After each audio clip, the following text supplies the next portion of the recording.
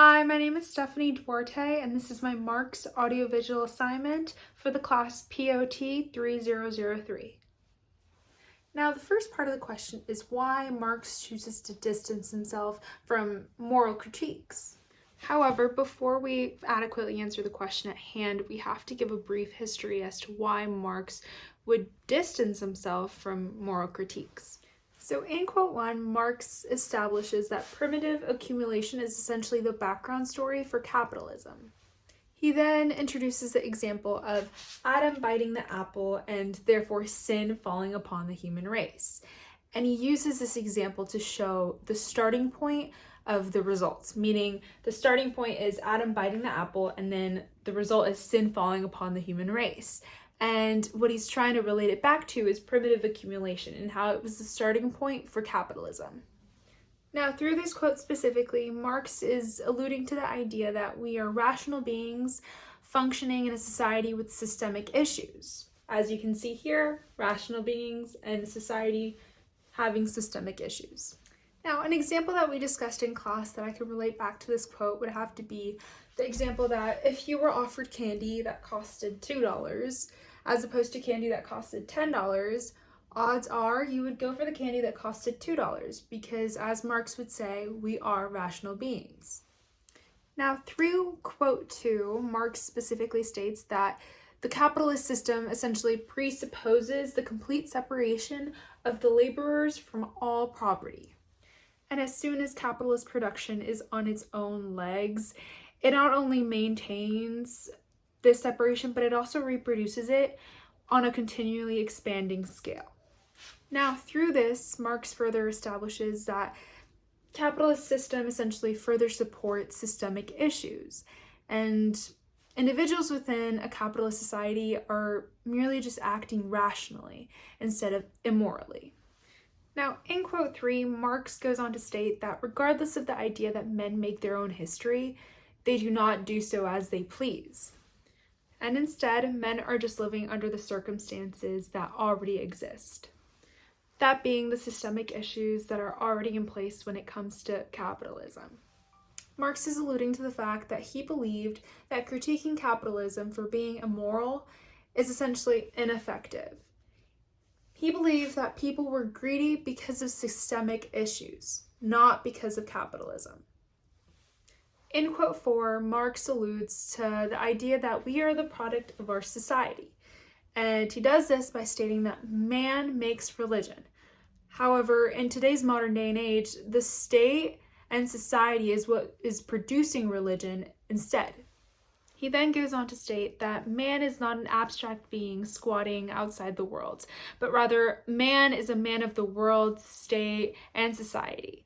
Therefore, man is just responding to the systemic frameworks of rational beings.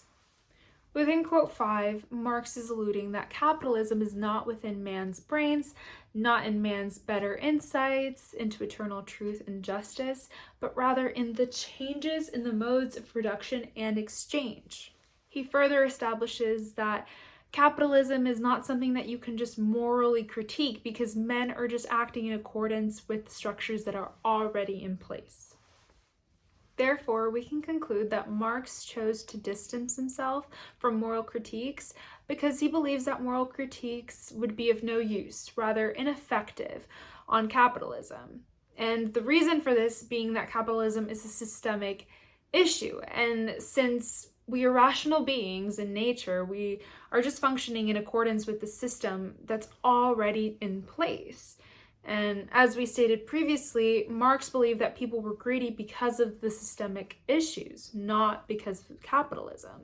And as we can see here, moral critiques, ultimately he rendered them ineffective.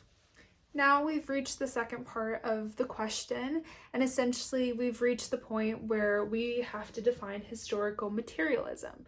But in order to do that, we have to break up the terms between historical and materialism. So we'll start off with materialism first.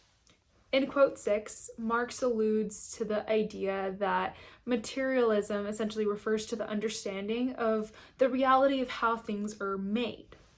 When Marx talks about the wealth distribution and the division of society into classes and orders, He goes on to state that these things are dependent on materialism, meaning that they are dependent on what is produced, how it is produced, and how the products are essentially exchanged.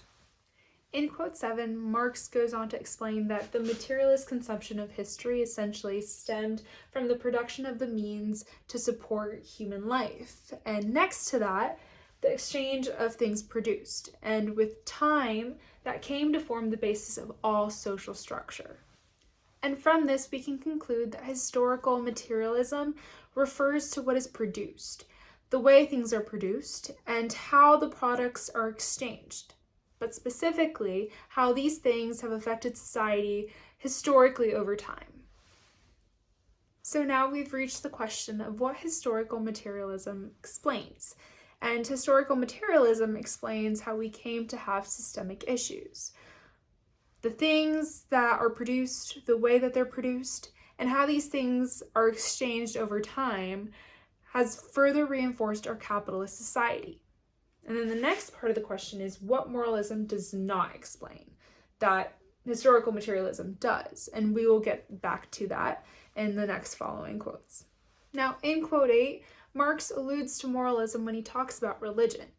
And he believes that religion can essentially distract or take attention away from the true systemic issues at play within society that essentially reinforce capitalism. And he makes this clear when he states that religion is the opium of the people, and that religion is the sigh of the oppressed creature. Now, in quote 9, Marx further elaborates on this point by stating that this state and society producing religion, it is an inverted consciousness of the world. Because we are in an inverted world, he believes that man should be in charge of things like making religion, but instead, the state and the society are in charge within this world. Through this, he alludes to the systemic issues within our world, and he clearly shows that things like moralism can explain the true root of the enduring capitalist society, something that historical materialism can in fact explain, as we established. So now we've reached part 3 of the question of deciding whether or not I agree with Marx's assessment. And yes, I agree. I think he made very sound arguments when it comes to the reasoning for staying away from moral critiques on capitalism. Now, in quote 5, Marx establishes that capitalism is not in men's brains, not in men's better insights into eternal truth and justice, but in the changes in the modes of production and exchange. I completely agree with this. This alludes to the systemic issues currently at play within society and adequately explains why capitalism cannot be critiqued morally, but rather only scientifically. As we can see here, the systemic issues is essentially what's causing the endurance of capitalism, and therefore the only sound option would be to scientifically critique. So I myself have fallen victim to this, of blaming others within a capitalist society for either choosing the cheaper option. Like, one that comes to mind is Shein, and how their modes of production are terrible and the quality is terrible, but the price is cheaper. And so I myself have fallen victim to this, when in reality, it's not about morality at all. It's simply about just being a rational human being, as Marx would say. Now, I also agree with quote 8, where Marx states that things like moralism and religion can essentially distract from the true systemic issues within our society today. And how can we move towards fixing these systemic issues if we're under the impression that they're morality issues? The answer is that we can't. And so by acknowledging that morality has nothing to do with capitalism, we are taking a step in the right direction, because at the end of the day, we're all just rational beings existing within a flawed systemic framework, as Marx would say. Now, I also agree with quote 4, where Marx states that things that are supposed to be made by man are being made by the state and society, and now these things are essentially shaping man. I personally think this is a really interesting take within quote 4, because you never really think about how, like, trends, for example, anything that's trendy, you immediately go to Shein and you have to have it, and you can because it's super, super cheap. But Overall, I really enjoyed learning about Marx and doing this audiovisual assignment. And I definitely have a completely different perspective when it comes to capitalism now.